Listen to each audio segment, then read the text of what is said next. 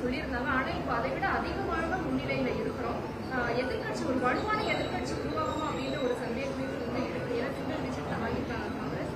மொத்தமாவே 40 தொகுதிகள் தான் முன்னிலை பெற்றாங்க. இது எப்படி நான் பாக்குறீங்க? நீங்க வலுவான எதிர்கட்சி இல்ல, அவங்க எல்லாம் ஜெயிக்கலையான்னு கவலைப்படுறீங்களா? இது பீகார் மக்களோட வேடிக்கைமா? நம்ம விருப்பத்துக்கெல்லாம் ஒண்ணு நடக்காது. மக்கள் வாக்களிச்சிருக்காங்க, அவ்வளவுதான். அப்படிதான் நம்ம எடுத்துக்க முடியுமே தவிர இதுல எதிர்கட்சி ஐயோ குறைஞ்சு போச்சா என்ன பண்றது அந்த கவலை எல்லாம் வேண்டாம். மக்கள் யார் ஆட்சி அமைக்க வேண்டும் என்பதில் தெளிவாக இருக்கிறார்கள். வெறும் 10,000 ரூபாய்க்கு விலை போன தேர்தல் தன்னுடைய சொந்த மாநிலத்து மக்களை இதைவிட இழிவாக வேற யாரும் பேச முடியாது. இதை வைத்து அதிமுக கூட்டணியில பாஜக கூடுதல் தொகுதிகள் வந்து கேட்க வாய்ப்பு இருக்கா? எந்த தொகுதி கேட்கறது, எவ்வளவு தொகுதி கேட்கறது, இது எல்லாமே எங்களோட தேசிய தலைமை தான் முடிவெடுக்கும். தேர்தல் வியூக வகுப்பாளரா யார் வேணாலும் இருக்கலாங்க. அட்வைஸ் பண்றது வேற, நேரடியா தேர்தல் களத்துல நிக்கிறது வேற. அதனால மக்கள் தெளிவா புரிஞ்சுட்டு தான் இருக்காங்க. நீங்க பீகார் மாதிரியான மக்களே யார் தேர்தல்ல அங்க ஜெயிக்கணும், நமக்கு யார் வேண்டும், எந்த ஆட்சி வேண்டும் அப்படிங்கறத தெளிவா இருக்காங்க.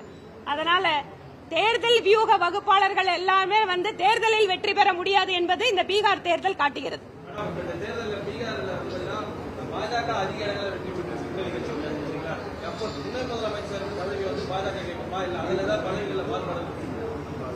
இந்த முதலமைச்சர், துணை முதலமைச்சர், மந்திரி சபை இதெல்லாமே டெல்லியில எங்களோட கட்சி முடிவு பண்ணும்.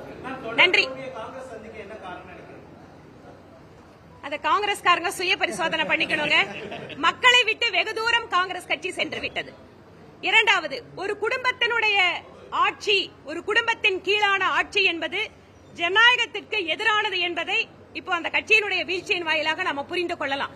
எப்பவுமே ஒரு குடும்பத்தை கையில ஆட்சியை கொடுத்தோம்னா எந்த அளவுக்கு அது ஜனநாயகத்திற்கு விரோதமா இருக்குங்கிறது காங்கிரஸ் சிறந்த உதாரணம். இப்போது பீகாரிலேயும் அதை பார்த்து கொண்டிருக்கிறார்கள்.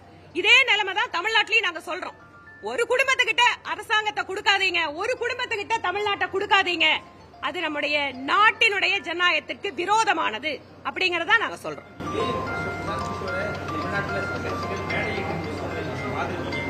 ஏங்க இங்க இருந்து கூட பீகார்ல போய் தேர்தல் பிரச்சாரம் பண்ணாங்க, கஷ்டப்பட்டு எல்லாம் போய் எல்லாம் பண்ணிட்டு வந்தாங்க. நான் இல்லன்னு சொல்லல. யாருக்கு விவரம் இல்லைங்கறத நீங்களே புரிஞ்சுக்கோங்க. நன்றிங்க. செய்திகளை உடனுக்குடனும் துல்லியமாகவும் தெரிந்து கொள்ள சப்ஸ்கிரைப் பண்ணுங்க.